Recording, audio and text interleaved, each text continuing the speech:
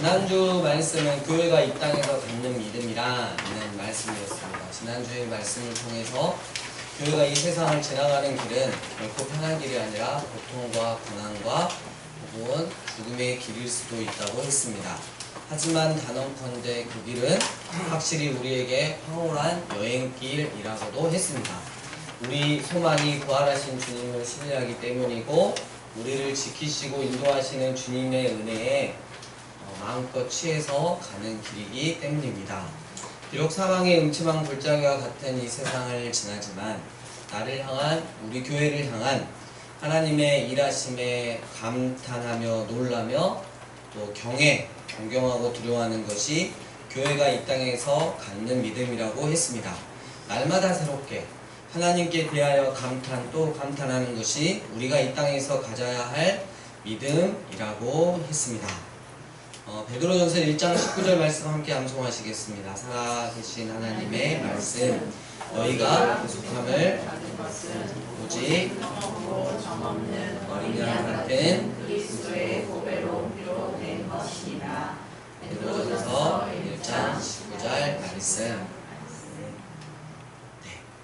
어떻게 하면 우리가 세상을 이길 수 있을까요? 어떻게 하면 세상 속의 교회가 세상을 넉넉히 이길 수가 있을까요? 세상 속의 교회라는 주제는 이 주제를 다루는 이 공동서신은 한결같이 그 비결을 말씀, 진리, 복음에서 찾습니다. 단순하지만 아주 결정적인 해답입니다.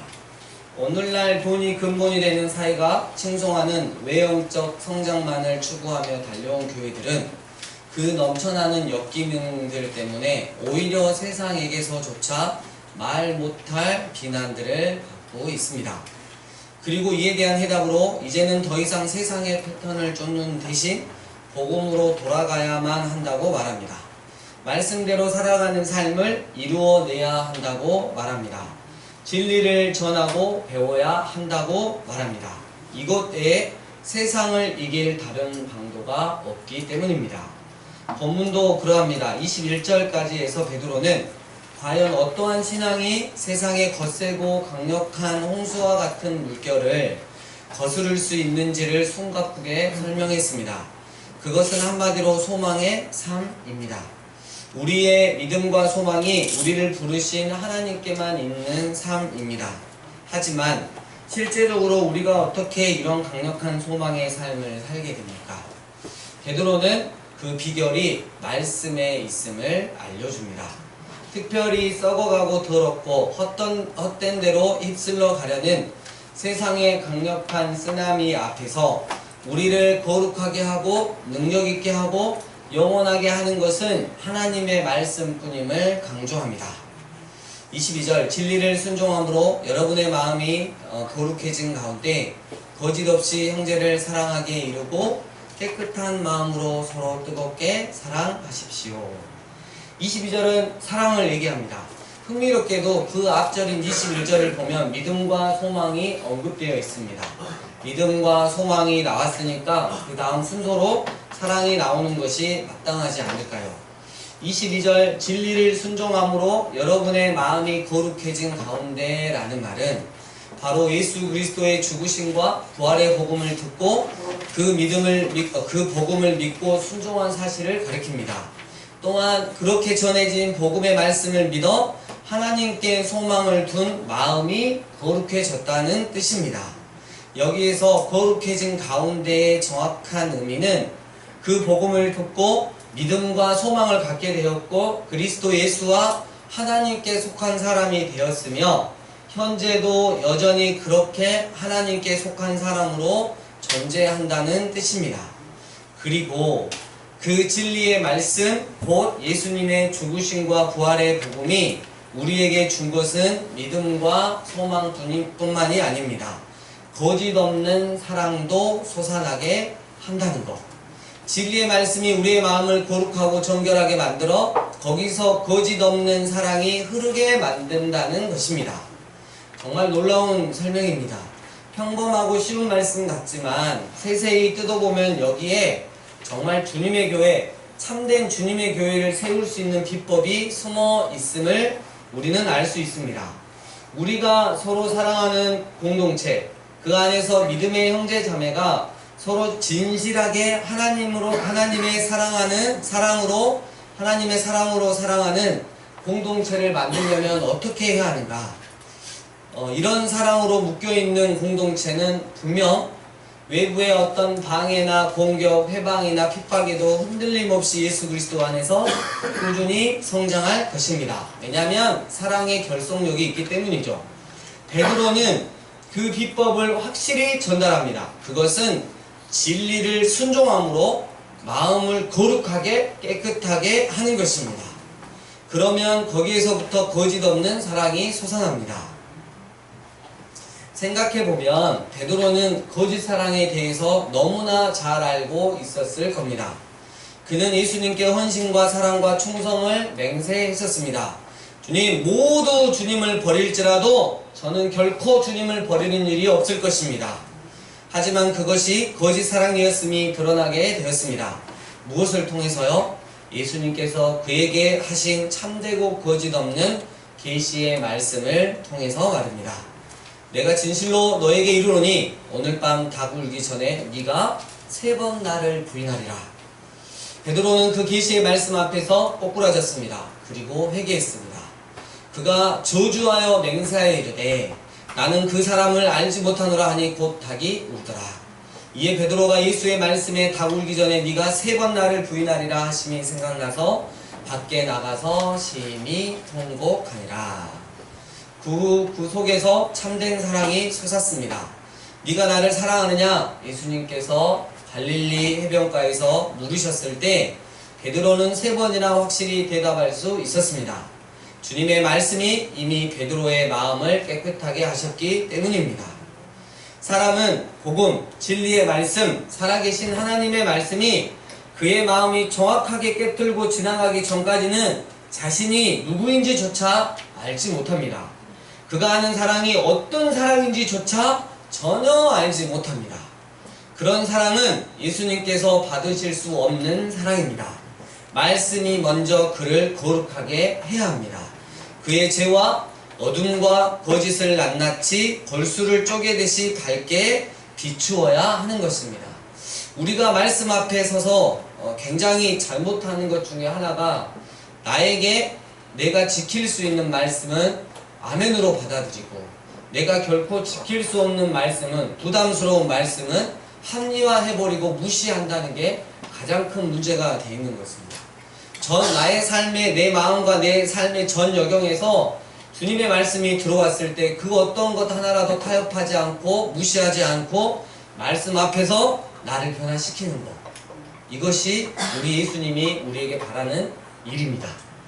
그 계시의 말씀의 빛 앞에 꼬꾸라져 보지 않으면 그는 하나님의 사랑으로 형제를, 자매를 사랑할 수 없는 사람입니다. 요즘 교회를 보십시오. 아예 말씀을 가르치려 들려 하지 않습니다. 그냥 교제가 중심입니다. 친교하고 교제하기 위해서 인간적인 끈을 만들어 놓으면 그들이 교회에 붙어 있을 것이라고 생각을 합니다. 서로 그렇게 붙어 있더라도 그 모임은 기필코 더러워질 수밖에 없습니다. 그 안에 말씀이 없고 말씀에 순종함이 없고, 그래서 마음의 깨끗함으로 사랑하지 못하기 때문입니다. 그러므로 교회의 사랑이 풍성하게 하려면 말씀을 제가 충실하게 가르치고 또 부지런히 그 말씀으로 교인들의 마음을 거룩하게 하고 깨끗하게 하는 일을 해야 할 것입니다. 교회의 역할이 바로 중요한 역할이 이것입니다. 혹 그 가운데 어떤 자가 자기의 충만한 관계로 그 말씀을 받아들이지 못하고 교회를 떠나질런정 말입니다. 22절에서 주동사는 서로 뜨겁게 사랑하십시오입니다. 아가페 사랑으로, 그러니까 그냥 세상적인 사랑으로 사랑하는 게 아니라 하나님의 사랑으로 사랑하는 것입니다. 뜨겁게 사랑하는 것입니다. 하나님의 국률은 언제나 불붙듯이 뜨겁습니다.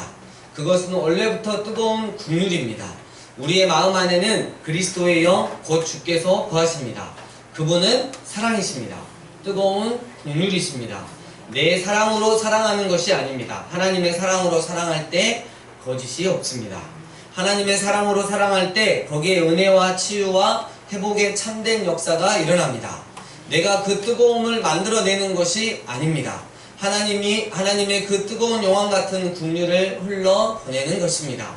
정상적이라면 우리의 마음에는 죽은 자를 살리신 하나님의 그 많으신 긍휼이 이미 가득 차 있습니다.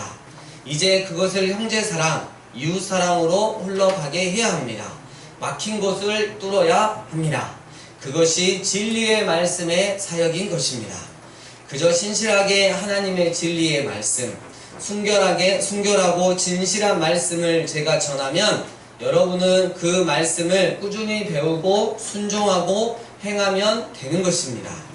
그러면 뜨거운 하나님의 사랑의 사람이 됩니다.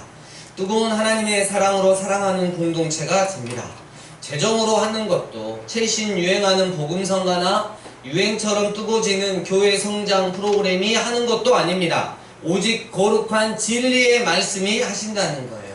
왜 그럽니까? 말씀은 우리 속에서 거짓을 제거하기 때문입니다. 말씀만 우리 안에 있는 거짓을 제거할 수 있기 때문입니다. 말씀으로 거룩해지지 않는 사랑은 더러운 사랑일 수밖에 없습니다. 썩어가는 것과 더러운 것과 헛된 세상과 자아의 동기로 나오는 사랑일 수 있습니다. 말씀으로 거룩해진 거짓 없는 사랑은 요란하지 않아도 울림이 굉장히 큽니다. 그런 깨끗한 사랑은 드러나는 것이 적다 해도 깊이가 있고 따뜻합니다. 말을 많이 하고 주는 것이 많아도 그 사랑이 진실하지 못하고 깨끗하지 못하고 그의 마음에 붙어있는 더러운 찌꺼기들, 예컨대 교만, 우월감, 허영, 부주의함, 형식주의, 숨겨진 이기심, 조종하고 이용하려는 생각 등이 포함되어 있다면 그것은 전혀 사랑에 이르지 못합니다. 그러므로 형제 사랑을 외치기 전에, 사랑을 부르짖기 전에 주님의 거룩한 말씀 속에 그대로 우리의 마음을 세탁합시다. 더러움이 모두 떨어져 나갈 때까지 비비고 빨고 두드리고 털어서 순백색의 색깔이 나올 때까지 우리의 마음과 삶을 세탁합시다. 그리고 그분의 태양같이 밝고 뜨거운 말씀의 온기 속에 우리의 마음을 오래오래 널어둡시다. 거기서 교회의 참된 사랑, 뜨거운 하나님의 긍휼이 솟아나게 될 것입니다. 23절로 25절 여러분이 거듭나게 된 것은 썩어지는 씨앗으로부터 된 것이 아니라 하나님의 썩지 않고 살아있고 항상 있는 말씀으로 말미암아 된 것입니다. 그러므로 모든 육체는 풀과 같고 그 모든 영광은 풀의 꽃과 같아서 풀은 마르고 꽃은 떨어지지만 주께서 하신 말씀은 영영이 거합니다. 이것이 또한 여러분에게 전해진 그 복음의 말씀입니다. 그렇다면 왜 말씀은 거짓 없는 사랑을 만들어냅니까? 말씀이 무엇이기에 그런 놀라운 기능을 할 수 있습니까? 이제 베드로는 이 말씀, 복음, 곧 진리에 집중합니다. 진리란 참된 것입니다. 세상은 거짓입니다. 그래서 진리가 항상 세상을 이길 수밖에 없습니다. 근데 왜 교회가 항상 세상한테 지는 것일까요? 교회가 진리이신 말씀을 취하지 않았기 때문입니다. 여러분 믿어지십니까? 말씀은 영원하고 세상은 시들어 갑니다. 그래서 말씀을 가진 자가 세상을 이길 수밖에 없습니다. 복음은 이미 예수님께서 죽음을 이기시고 세상을 이기시고 하늘에 오르셨다고 선포합니다. 이 복음을 가진 교회가 죽음을 이기고 세상을 이기고 하늘에 오를 것입니다. 오늘날 교회들은 성령 충만을 부르짖지만, 그래서 많은 방언들을 사모하고 많은 능력들을 사모하지만 말씀에서는 떠났습니다. 매년 부흥회를 열지만 세속적인 복을 주려고 하지 정작 세상에 썩어지고 더럽고 헛된 것에서 벗어나게 하는 회개와 거룩함에 이르게 하지 못합니다. 어렸을 때 그 부흥의 기억이 생각이 나요. 들었던 이야기도 생각이 나요. 큰 교회는 부흥회가 끝나면, 그날 밤 부흥회가 끝나면 다른 차가 오는 게 아니라 은행차가, 트럭차가 오는 거예요. 겉다리에다가 돈을 쑤셔 박아가지고 이동을 한다. 군사들 데리고 오면 아주 그냥 성도님들 돈 그냥 이렇게 우려먹기가 아주 일이었죠. 그 짓을 그렇게 해왔으니까 지금 한국 교회가 이렇게 멍들었던 거예요. 헤어나오지 못하고 있어요. 직분자 세워가지고 목사님 좋은 차 뽑아 이렇게 차 하려고 교회 주차장 확보하려고 직분자 세웁니다. 여러분, 교회가 정말 이런 짓을 지금까지 해왔어요. 지금도 하고 있어요. 어떤 교회 목사님은 연봉이 5억이래요. 그것도 작아서 교회 돈을 100억을 횡령을 했대요.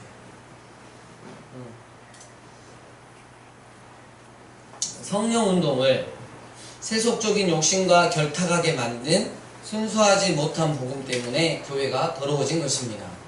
말씀 안에는 불이 있습니다. 말씀 자체가 생명입니다. 하나님의 말씀은 거룩하고 영원합니다. 교회가 교회되려면 하나님의 말씀이 있어야 합니다. 하나님의 말씀이 교회를 만드는 것이에요. 이 하나님의 말씀이 교회로 하여금 세상을 이기게 하는 능력임을 베드로는 지금 선포하고 있는 것입니다. 성령께서는 말씀과 더불어 역사하십니다.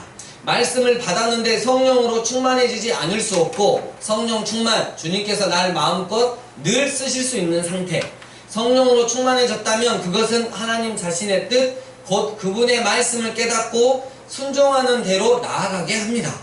둘은 결코 떨어지지 않는다는 것. 또한 베드로는 성령의 역사를 동반하는 이 말씀을 썩지 않는 씨앗이라고 표현합니다. 말씀은 썩지 않고 살아있고 영영히 거합니다. 정확히 세상의 특징과 반대됩니다.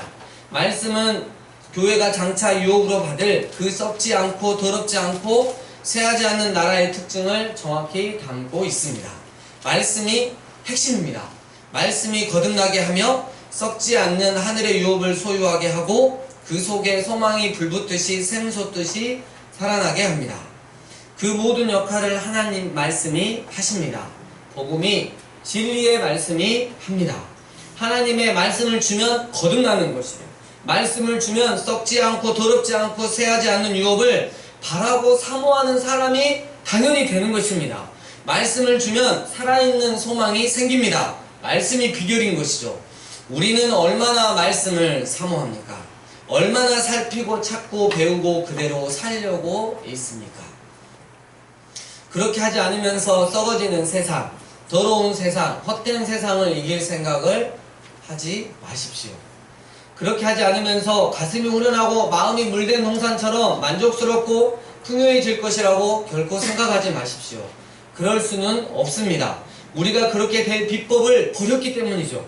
말씀, 진리, 복음이 이를 듣고 행하는 사람으로 하여금 거짓 없는 뜨거운 사랑을 할 수 있게 만드는 이유는 말씀 자체가 깨끗하기 때문입니다.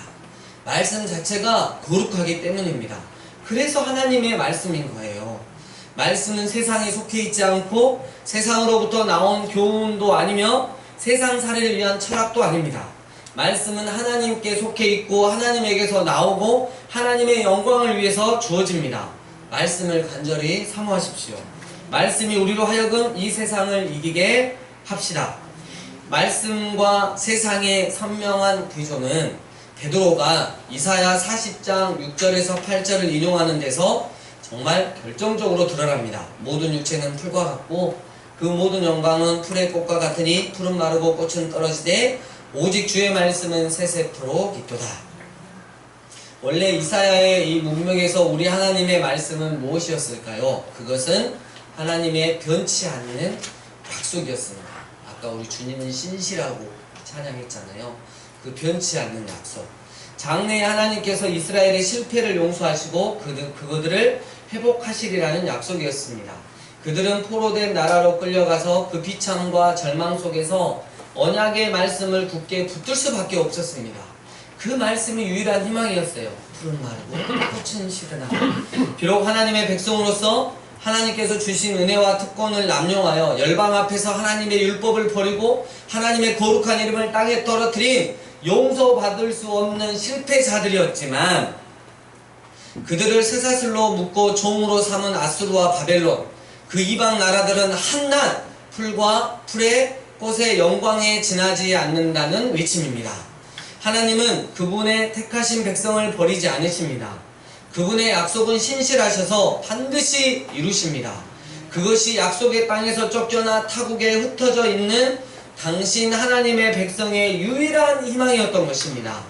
그리고 이사야 선지자는 먼 미래의 위로의 때, 회복의 때 하나님의 긍휼이 부어지는 그날을 바라보고 노래했습니다. 이것이 이사야 40장입니다. 우리는 이 예언이 이미 세례 요한에게서 이루어졌음을 압니다. 그는 주의 길을 예비했고 주께서 오셨습니다. 드디어 이사야가 바라보았던 그 마지막에 여호와의 영광이 나타났던 것입니다. 베드로의 문맥도 동일합니다.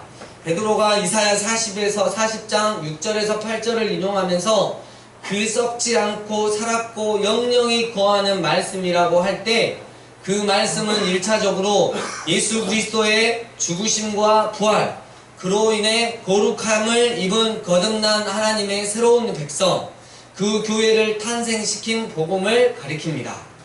23절에서 하나님의 말씀이라는 표현이 주로 복음을 지칭한다는 것은 신약에 아주 고루고루 퍼져 있습니다.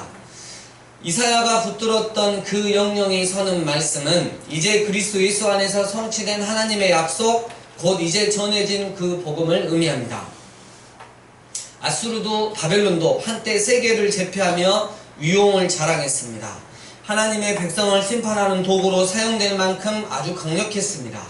하지만 그 제국들은 지금 다 어디로 갔습니까? 지금도 하나님의 언약은 변함없이 신실해서 그들이 보고 듣는 대로 온 세상에 예수 그리스도의 복음으로 온 세상은 퍼져 나가고 있습니다. 정말 그 강력한 나라들은 풀이나 풀의 꽃처럼 풀의 영광처럼 하루아침에 다 사라졌습니다.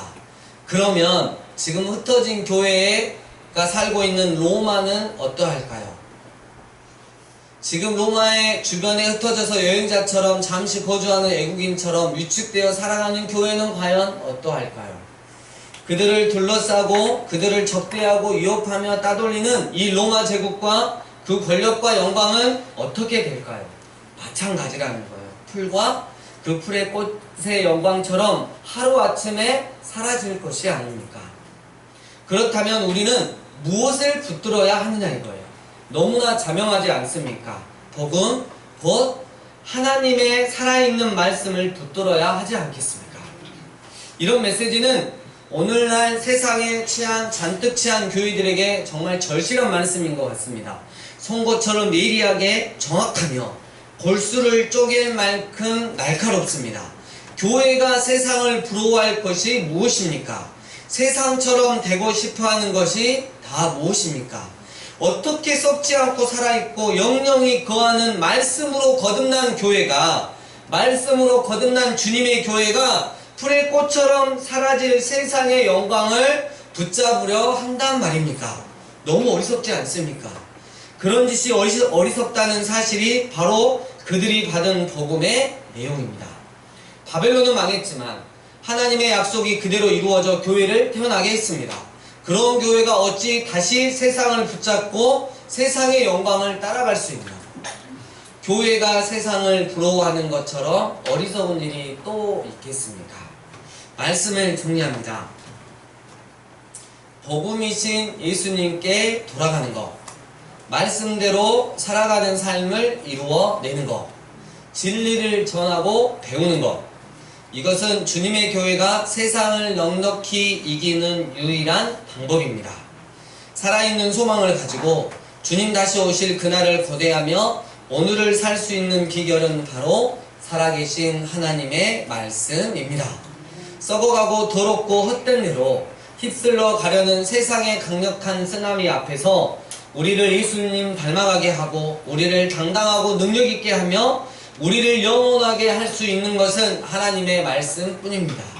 또 복음을 듣고 믿음과 소망을 갖게 된 우리는 진리의 말씀을 통해 마음이 깨끗해지며 거짓 없는 사랑을 흘러보내게 됩니다. 진리를 순종함으로 마음을 거룩하게 깨끗하게 하는 교회, 그 교회는 세상을 이길 수밖에 없습니다. 내 잘난 맛에 사는 나에게 말씀이 들어오면 나의 죄와 어둠과 거짓들이 낱낱이 골수를 쪼개듯이 박살이 납니다. 그리고 그것들이 제거됩니다. 결국 진리의 말씀으로 인해 내 안에 하나님의 긍휼의 사랑이 가득 차게 됩니다. 가득 차니 넘쳐 흐를 수밖에 없습니다. 교회의 지체들에게 그리고 세상의 이웃에게 흐릅니다. 베드로는 오직 말씀만이 세상을 이기게 하는 능력임을 선포합니다. 그 말씀은 꼭 성령의 역사를 동반합니다. 그렇게 되면 그 말씀은 결코 썩지 않는 씨앗이 됩니다. 말씀은 사람을 거듭나게 합니다. 그 말씀을 마음 중심으로 받는 사람은 예수님을 통해 구원을 받고 깨끗한 삶을 살며 썩지 않고 더럽지 않고 쇠하지 않는 유업을 바라고 사모하는 사람이 될 수밖에 없습니다. 풀은 마르고 꽃은 떨어지되 오직 주의 말씀은 세세토록 이쁘다. 사랑하는 광주 삶의 예배인 교회 예배자 여러분, 교회가 그리고 교회인 내가 세상을 이기는 비결은 살아계신 하나님의 말씀뿐입니다. 살아계신 하나님의 말씀이 나의 전 영역을 뚫고 들어오면 이것만큼은 절대 안 돼 하는 것까지도 제거함으로 나를 정결하게 하고 믿음과 살아있는 소망 위에 사랑을 덧입어 결국 세상을 이기는 나와 우리 교회 공동체, 살아계신 하나님의 말씀으로 내 마음을 깨끗하게 하고 순종함으로 하나님의 영광을 드러내는 나와 우리 교회 공동체. 말씀을 택하시겠습니까? 세상을 택하시겠습니까? 프라이드 반, 양념 반처럼 하나님 말씀 반, 세상 반은 결코 있을 수 없습니다. 이 시간 살아계신 하나님의 말씀께서 내가 바로 세상을 넉넉히 이기는 비결이라고 선포하십니다. 이에 우리는 단호한 믿음으로 하나님에 대한 절대 신뢰로 반응해야 할 것입니다. 하나님의 말씀에 붙들려 살아가는 그 믿음의 사람이라. 여러분 상상해 보세요. 얼마나 멋있어요. 하나님은 다른 사람은 몰라도 이런 믿음의 사람만큼은 그의 인생, 그의 영혼까지 반드시 책임져 주신다고 약속하셨습니다. 이 약속을 누리는 자들 되시길 주의 이름으로 축복합니다. 주신 말씀 가지고 하나님 앞에 기도하며 나아가겠습니다. 기도하시겠습니다.